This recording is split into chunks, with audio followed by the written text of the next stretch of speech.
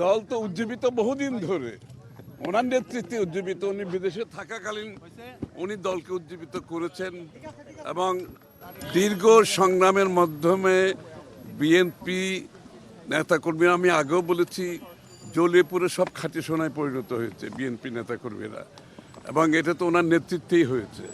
এবং শেখ হাসিনার পতন, স্বৈরাচারের পতন ওনার নেতৃত্বে আমরা করতে সক্ষম হয়েছি। এখন ওনার ফিজিক্যাল প্রেজেন্স এটা তো অনেক বড় পাওয়া সকলের জন্য, এবং আমাদের জন্য, বিশেষ করে আমাদের নেতা হিসেবে উনি এখানে এসেছেন, কোটি মানুষ ওনাকে স্বাগত জানিয়েছেন, এবং প্রথমবারের মতো আজকে আমাদের ওনার চেয়ারপারসনের অফিসে উনি আসছেন এখানে। এটা তো অনেক বেশি আমাদের জন্য বড় পাওয়া এবং আনন্দের বিষয়, এবং আমাদের ফিলিং, অনুভূতিটা আপনারা বুঝতেই পারছেন। ওনাকে পেয়ে, চেয়ারম্যান, আমাদের অ্যাক্টিং চেয়ারম্যান সাহেবকে আমাদের অফিসে পেয়ে, এটা তো একটা ভিন্ন অনুভূতি। এবং আমরা ওনার সাথে বসে সামনাসামনি, অনেক দিন পরে সামনাসামনি বাংলাদেশ সম্বন্ধে আলোচনা করছি, বাংলাদেশের ভবিষ্যৎ নিয়ে আলোচনা করছি, রাজনীতি নিয়ে আলোচনা করছি, ঢাকার পরিবেশ নিয়ে কথা হয়েছে, এই যে এখানে যে দূষিত ঢাকা, এটা নিয়ে আলাপ হয়েছে, এবং ঢাকার ট্রাফিক নিয়ে আলোচনা হয়েছে, ঢাকায় চলাচলের জন্য যে জনগণের অসুবিধা, এটা আলোচনা হয়েছে, এবং ঢাকার যে লাইফ কত এক্সপেন্সিভ হয়ে গেছে, সাধারণ মানুষ ঢাকা শহরে থাকা যে কত কঠিন হয়ে গেছে, এগুলো আলোচনা হয়েছে।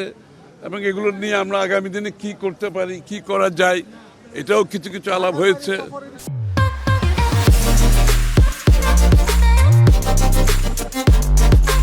না, স্বাভাবিক না, উনি তো অফিস করবেন, এবং এখন তো বেশিরভাগ সময় ওনাকে কাটাতে হবে বাংলাদেশের প্রত্যন্ত অঞ্চলে, বিভিন্ন জায়গায় ওনাকে যেতে হবে, তো নির্বাচনী কার্যক্রম শুরু হয়ে যাচ্ছে। তো সুতরাং উনি অফিসে যে হয়তো বেশি সময় বাইরে দিতে হবে, জনগণের কাছে যেতে হবে। যে জনগণকে উনি বাইরে থেকে এতদিন অ্যাড্রেস করেছেন, যে জনগণের সাথে সম্পৃক্ত ছিলেন, সেটা উনি এখন ফিজিক্যালি সেই জনগণের কাছে যাচ্ছেন।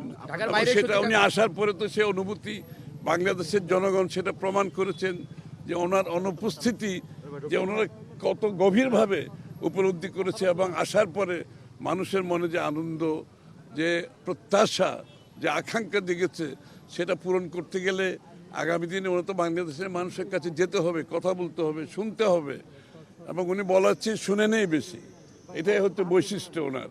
তো সুতরাং আমি তো মনে করি সারা জাতি উজ্জীবিত আজকে ওনার অপেক্ষায় আছেন। ইনশাআল্লাহ উনি যখন ওনার ভিজিট শুরু করবেন, আমি মনে করি শুধু আমাদের নেতাকর্মী সমর্থক না, সমস্ত বাংলাদেশের মানুষ যে প্রত্যাশা, এবং সেই প্রত্যাশা পূরণে ওনার যে পরিকল্পনা, উনি বলেছেন আই হ্যাভ এ প্ল্যান।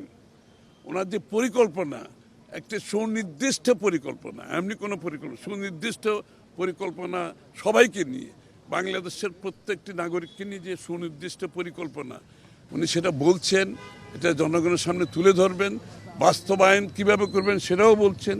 শুধু পরিকল্পনা থাকলে তো হবে না, এটা বাস্তবায়নের জন্য ওনার যে চিন্তা সেটাও বলছেন। এবং আমার মনে হয় জনগণ ওনার যে প্ল্যান, ওনার যে পরিকল্পনা, তার অপেক্ষায় আছেন, এবং বাংলাদেশের যে পরিবর্তনের প্রত্যাশা জনগণ করছেন, সেই পরিবর্তন ইনশাআল্লাহ জনাব তারেক রহমান সাহেবের নেতৃত্বে আমরা দেখতে পাবো।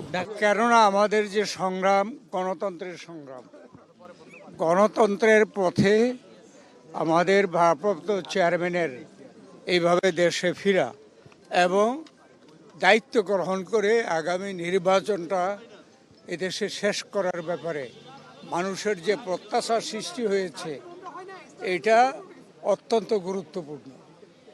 আজকে এখানে আমরা আমাদের ভারপ্রাপ্ত চেয়ারম্যান প্রথম অফিস করলেন, এবং আমরা নির্বাচন সংক্রান্তই যে সকল বিষয় আশয় আছে, এগুলো নিয়ে আমরা আলাপ আলোচনা করেছি, এবং আমরা নির্বাচন কমিশনকে সহযোগিতা করার জন্য আমরা সিদ্ধান্ত নিয়েছি। আর আজকে কোনো আনুষ্ঠানিকভাবে কিন্তু মিটিং হয়নি। আজকে আমাদের ভারপ্রাপ্ত চেয়ারম্যান অফিসে এসেছে, আমরা স্থায়ী কমিটির মেম্বাররাও ছিলাম, অন্যরাও ছিল। আমরা ওখানে বসে এতক্ষণ পর্যন্ত সাংগঠনিক, দেশের গণতন্ত্র, দেশের আগামী দিনে নির্বাচন, এইসব ব্যাপারে আলাপ আলোচনা